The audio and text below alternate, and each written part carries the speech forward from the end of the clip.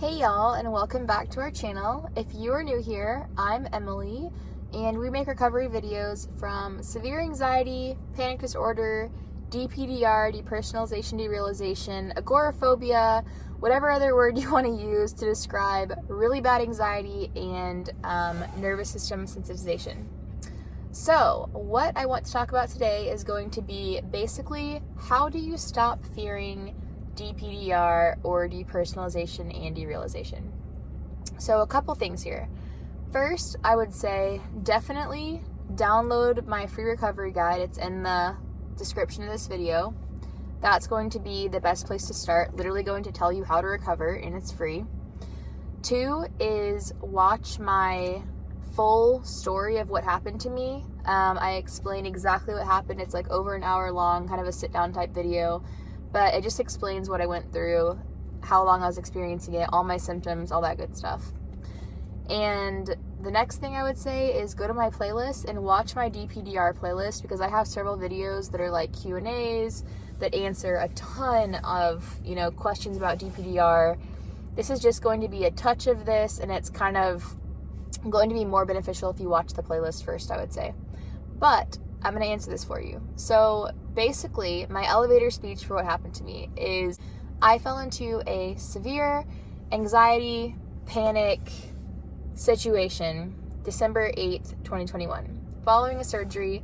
Prior to that, had never experienced a panic attack, anything like this, And so I woke up from my surgery.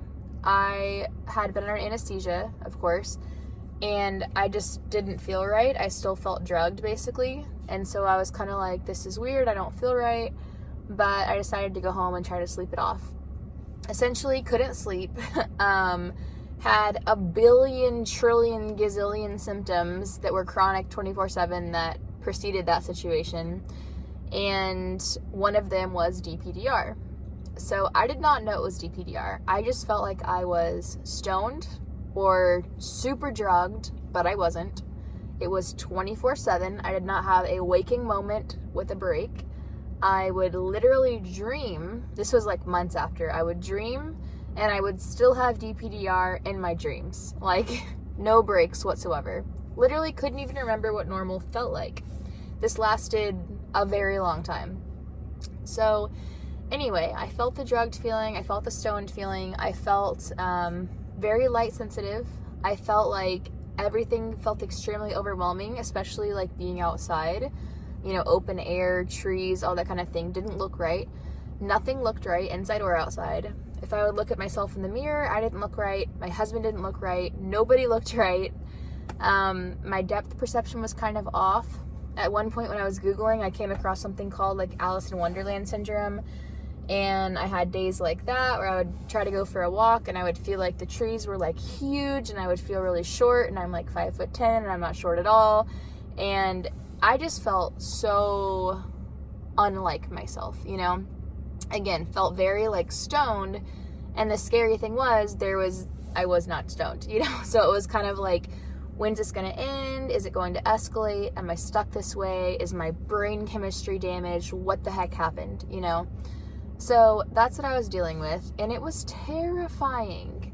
I mean, it was terrifying when I let it be terrifying, And eventually I had to choose to educate myself on it and literally alter my response, alter my neural pathways in my brain, and change my reaction and thinking towards it, But yeah, it sucked. And I remember, crying on a daily basis. I felt like I couldn't escape because, it's your vision. My vision was so wrong. It was like, I don't know, it wasn't like vertigo, but it was kind of just this dizziness, like constant, just again, not being in it or right, and just feeling like wanting to snap out of it, So anyway, really scary. It led me to develop a super, severe, I would say, panic disorder, to the point where I was having panic attacks, all day, every day.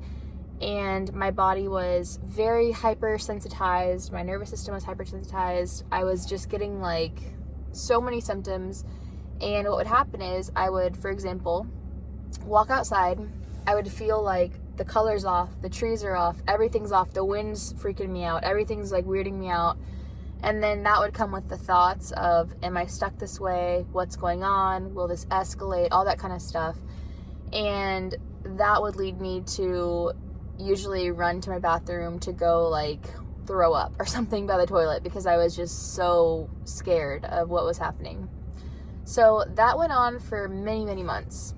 And eventually I ended up learning how to recover, which again is in my guide.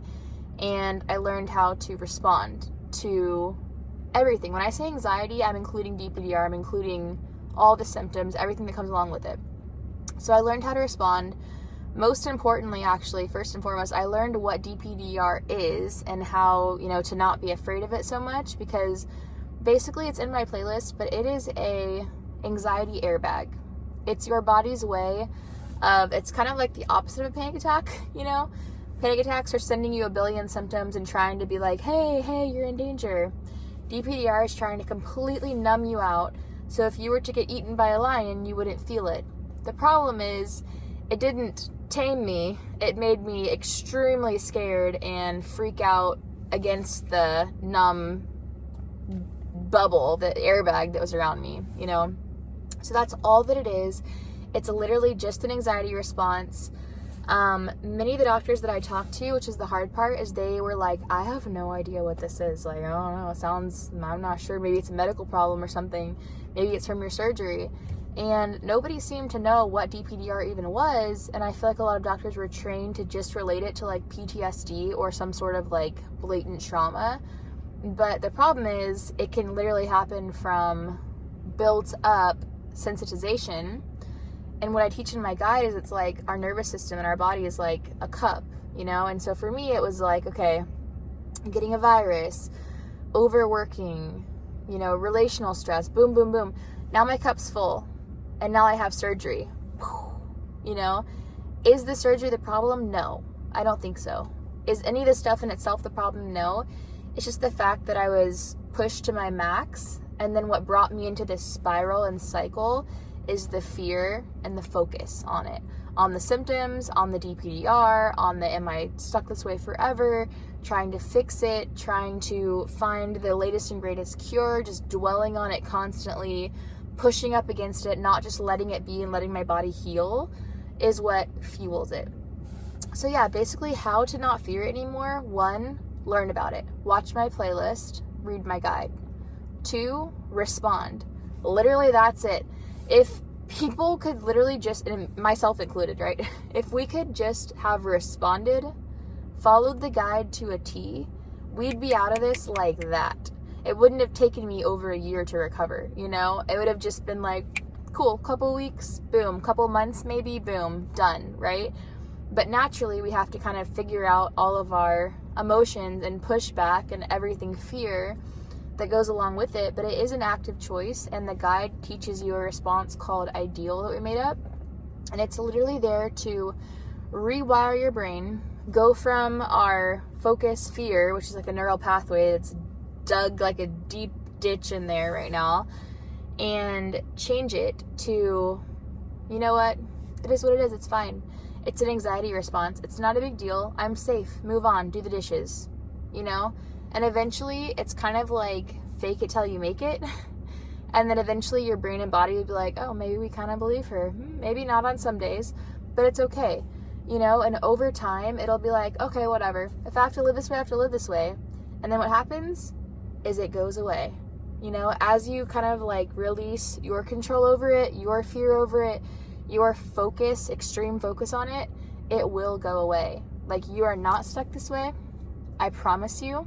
DPDR is not a lifelong condition, but what can fuel it for years and years and years for people is the focus, the fear, the trying to push up against it, the trying to change it is what's going to keep it alive, because you're stressing your body out. You're constantly stressing yourself out, and you're constantly telling your body there's a problem. And so if you think about it, it's like our body's trying to protect us from a problem that doesn't exist, like just the sensitization, And then we tell our body there's a problem, we want to change it, we want to fix it, we want to fight it, which is like, yeah, there is a problem, And so it's never going to turn off and just let you live your life again until you respond. So download my guide, let me know what questions you have in the comments. Join our Facebook community and hang in there. I promise you are not stuck this way. You can recover. You do not have like some unique case of DPDR. Like, it freaking sucks. I had it really bad. I promise you are not stuck this way.